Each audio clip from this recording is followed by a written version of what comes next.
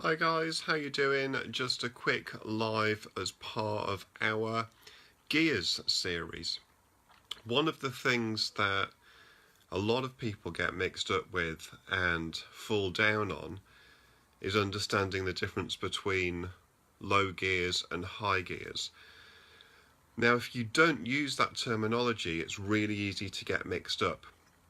People talk about shifting up, shifting down, and of course you can shift up to a higher gear, which actually means a smaller sprocket, or you can shift up the cassette, which means going into a lower gear. So it's really easy to get mixed up. So here's my quick 2-minute guide as to how to find out what is a high gear, what's a low gear. And it's really important, not just when you're chatting with your mates about your bike, but understanding how to actually fix your gears. Hello, first viewer.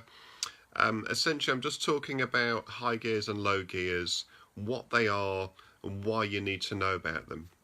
You've probably seen the limit screws on your mech, which say H and L next to them, high and low. So you need to know which is high and which is low. And it's amazing how many people who've ridden bikes for years actually don't know. And that's fine. It's absolutely fine. So I'm here to tell you.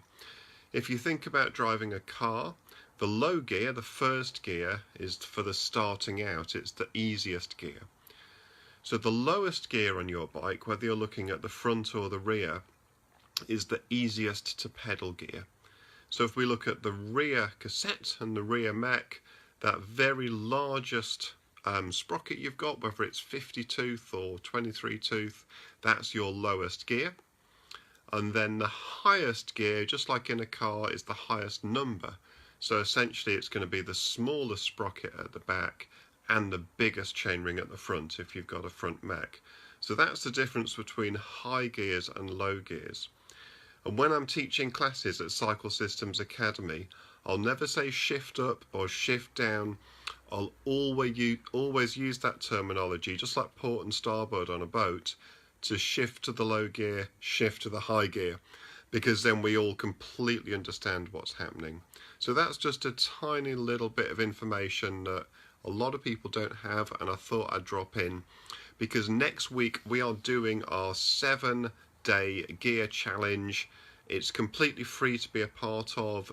You get me as lead instructor of Cycle Systems Academy with you for 7 days, taking you through looking at your gear problems and understanding your gear problems step by step by step, with little check sheets, with challenges and my input and support.